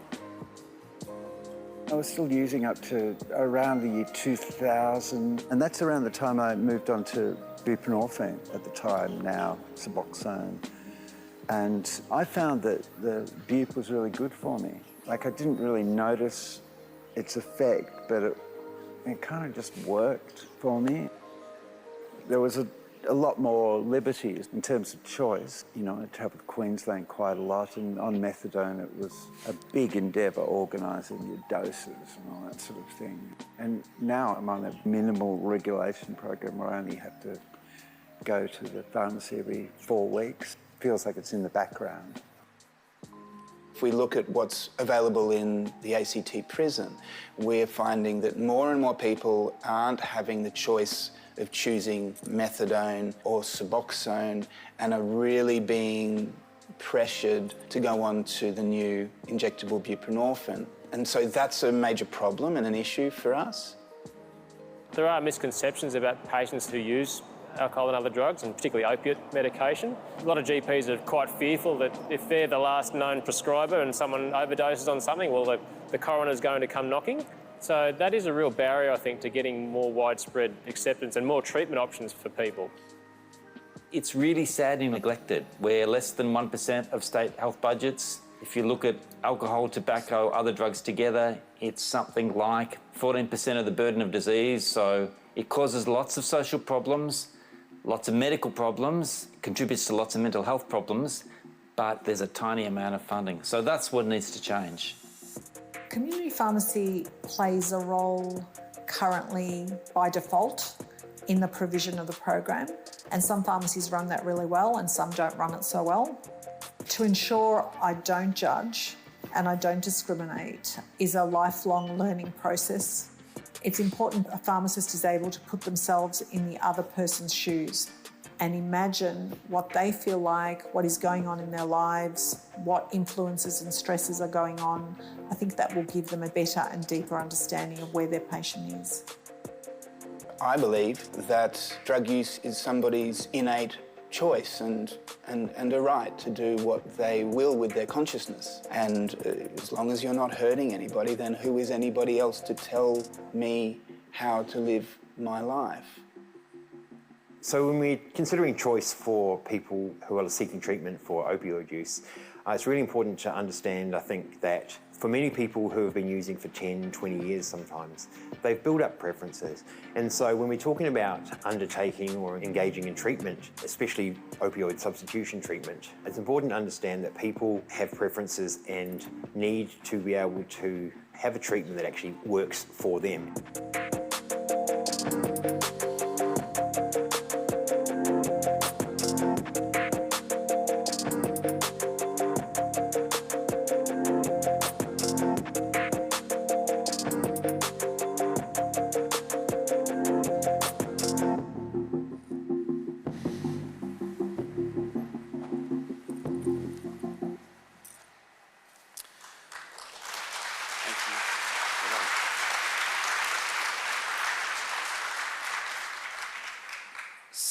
I mean, we heard from 3 different states and territories, and there's quite a large amount of diversity. So if we can come to Victoria, Sione, you know, we did hear from people outside of Victoria, but if you can contextualise things a little to, first of all, I guess, yeah, lay of the land when we talk about OAT today, or OST as it's referred to there, in the state of Victoria where both Jane and Sione are based.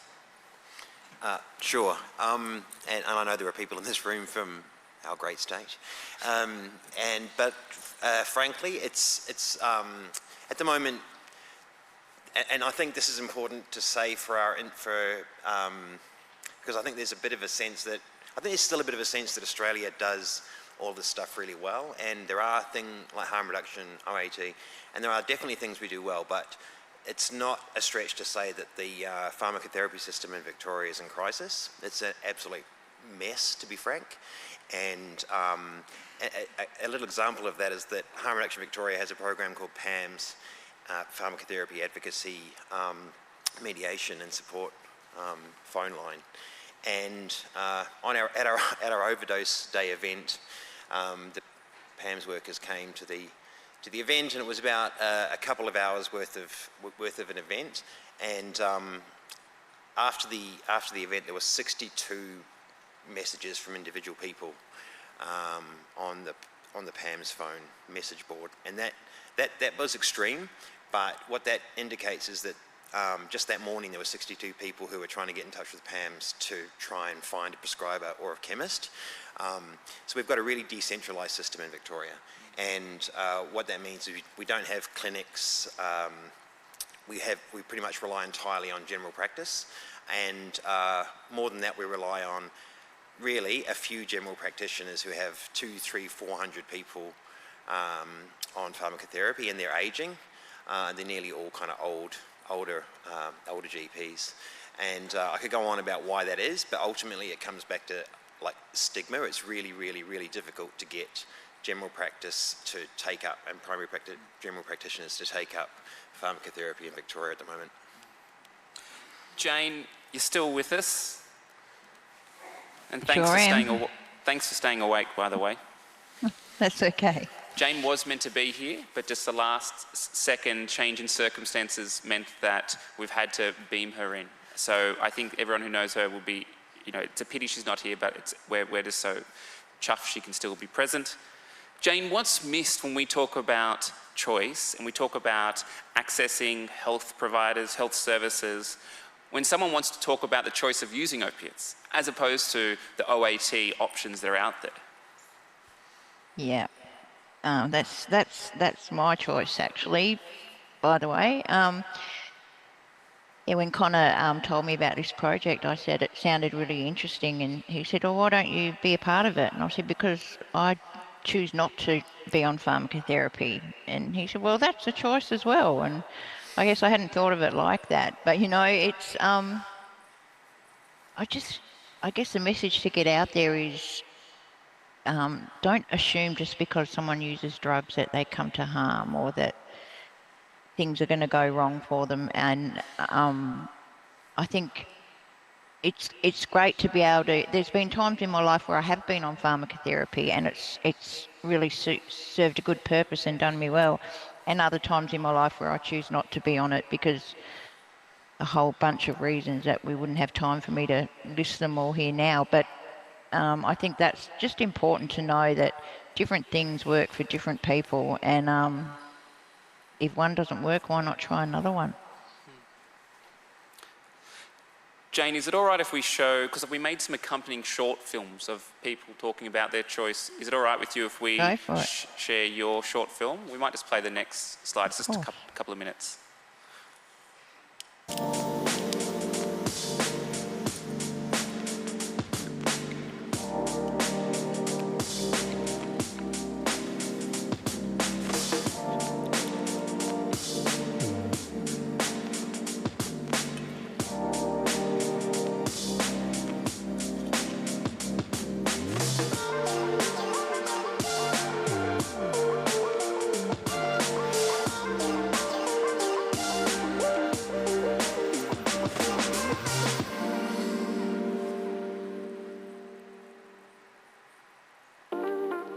With drug use, we don't get to make many choices because it's illegal. One of the choices I do get to make, like who I buy it from or when I use it, but so many other things are dictated by the law, and I like to be able to make my own decisions and my own choices. And the same with pharmacotherapy, like it serves a great purpose for a lot of people. Personally, I don't need it every day because I make sure I've got enough gear, but there are some days when I don't have any gear, and it would be nice to be able to go to a pharmacy and say, hey, can I have a dose? But I can't do that. So I guess I weigh up the pros and cons, and for me, at this point in my life, yeah, it's just better to not be on it. Another way we could be looking at this is, it's just another way to keep someone on a program. Or people talk about methadone being liquid handcuffs, and they talk about, they're chained to the pharmacy, which that's kind of what happens because you have to keep in touch with the pharmacy. I don't want to have to do that. I went onto methadone for a short time. It makes me feel really tired and sleepy. I sweat like embarrassingly, perspire. I put on weight. I just lose any motivation. I don't like myself on methadone at all. But unfortunately, if I want to go overseas or something, I have to be on a program. It's very hard to plan. I used to be really ashamed or embarrassed to say this, but I actually really like drugs. I like heroin, I like using it. I pay my rent. I have a housemate, I have dogs, I have a life. I really enjoy gardening, and I used to do dance classes, and just, I like my life.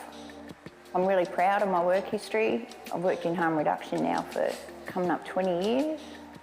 In the future, we really need to look at prescription heroin or safe supply of some type.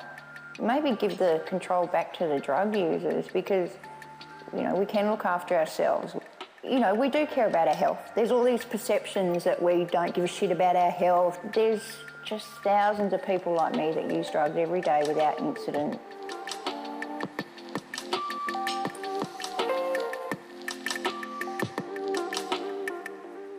Sione, I'm going to ask you off the back of that, and we'll come back to you as well, Jane, but off the back of, there were some cracker lines that you said there, Jane.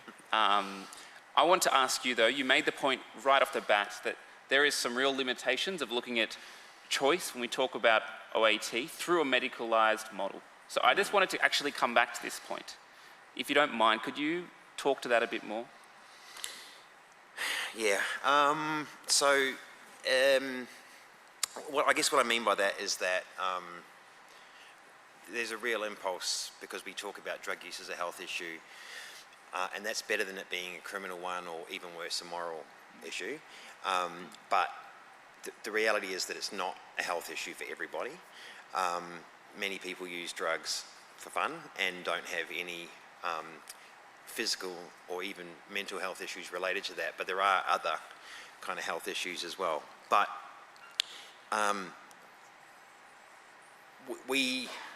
the opioid pharmacotherapy system, the pharmacotherapy system, as I've said in the film, I've been on methadone for a while. It's been important for me in many ways, but I think that overall, we think about this issue almost entirely as a medicalised one, and so we start thinking just about, we often just talk about the individual treatments and compare them, like this one has this profile, and so you're able, you know, the injectable bupe, you're able to have 28 days or so of not going to a chemist, which is great, but frankly, I don't see why being on methadone I can't just have 28 days takeaways. It shouldn't be, the choice about what medication to choose shouldn't be based on things like that, but very often it is. And when you talk to people about, oh, what's been great for you about the injectable bupe, it's been, oh, I feel a lot freer because I'm not chained to that chemist. Well, that's a choice at a structural level. And so we talk about it as though it's a medical issue, but actually, underneath a lot of the way that the system has been set up, is actually about stigma related to different types of medications, and in particular the risk profiles related to methadone versus Suboxone in particular. The introduction of naloxone into buprenorphine, in my opinion, is an insane, almost a human rights issue. I think that it's a medication that's not actually necessary for that drug to work, but we've added it because we need a built-in cop in our medication. And that's because you don't trust drug users. The medical establishment in particular don't trust, and the governments don't trust us to use methadone, to use our drugs safely. We need to absolutely get beyond just thinking about pharmacotherapy in terms of a medication, and actually think about, as many people here probably already do, think about it in a much broader social kind of way.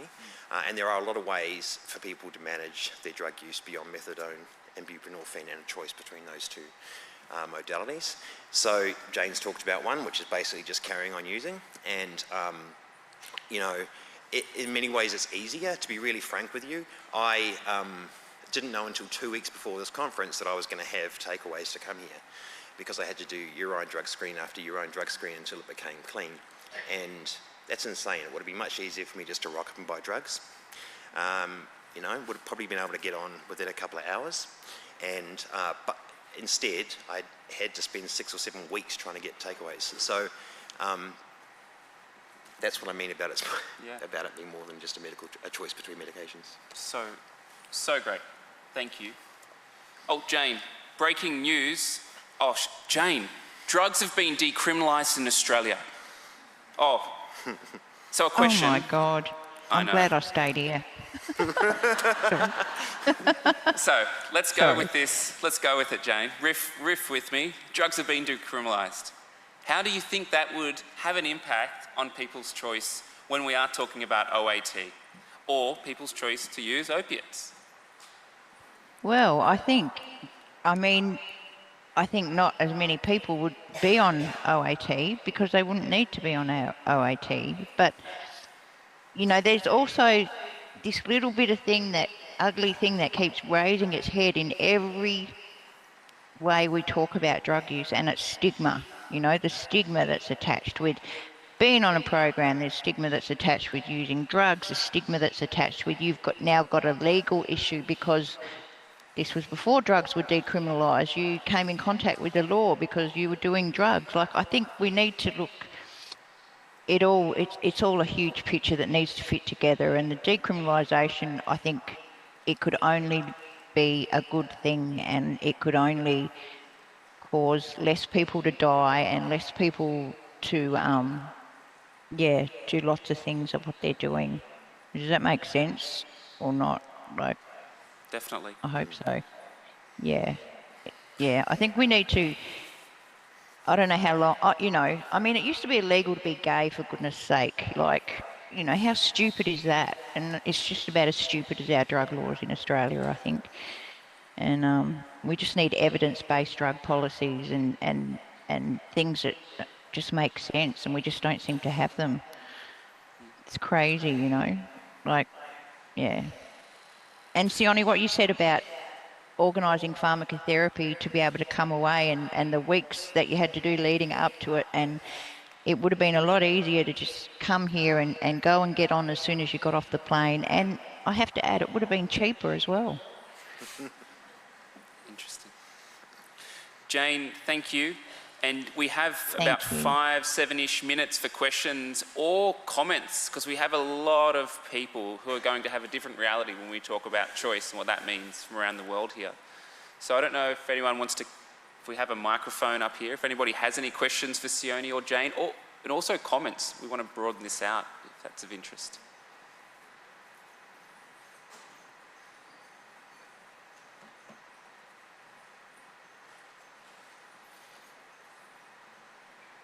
We don't have any questions yet, and I think that the last one I had for you both, so whoever wants to answer it, you aren't prescribers, but what would you say could help? It was around the risk associated with prescribers and the hesitancy at times.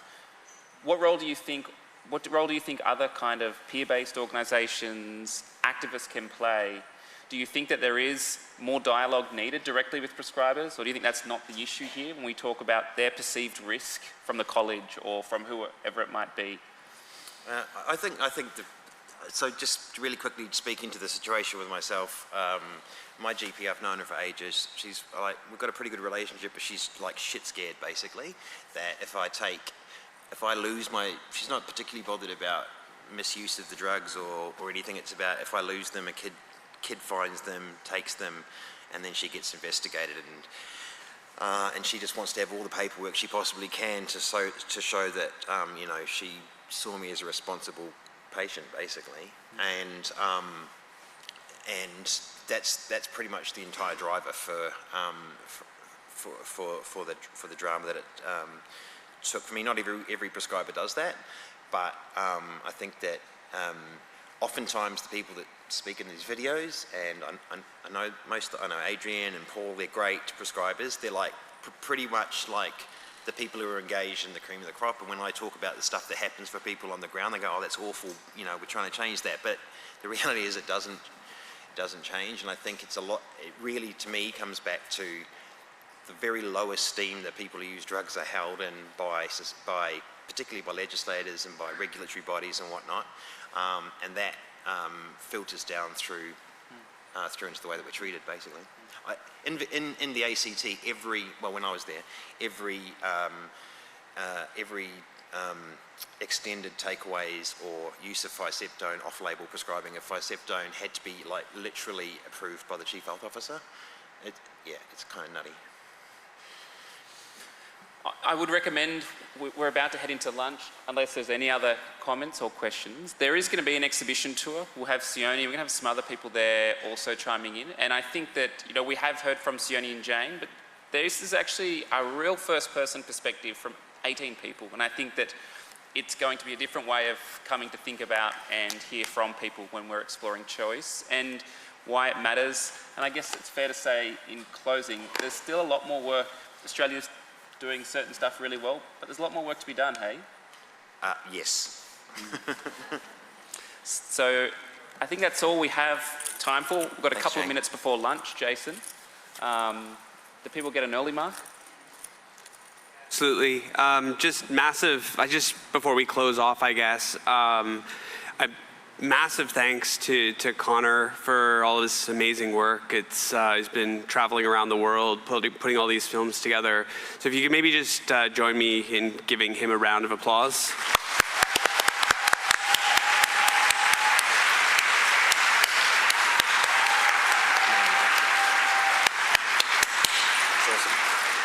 I think, as you can probably tell, Conor puts a lot of effort into really engaging with the communities in which he's working.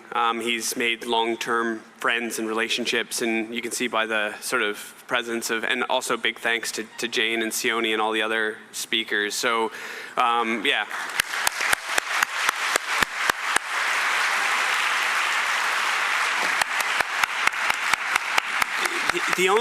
And then thanks for sticking around. That was a lot of video, but I think Conor did a great job of interspersing it with some dialogue as well, and he did a great job moderating. It would be probably remiss of me not to also thank the sponsors. I should definitely, and Conor mentioned it, but for the Connecting with Care work, it's funded by Gilead Sciences and AbbVie and the My Choice project in Indivior and Cameras. And the one thing I do want to say, and I think it's really important for people to know, is that the companies actually had zero editorial input or control or anything into the video. So it was all completely, Conor plus the people that he's working with. So I think that's just a really important thing to note, just in that aspect. So again, thanks, a big thanks, because that support didn't allow this, or allowed this to be possible. So thanks so much to those that contributed funding to the work. And that's it. So off to lunch. I'm between you and lunch. So enjoy the rest of the day.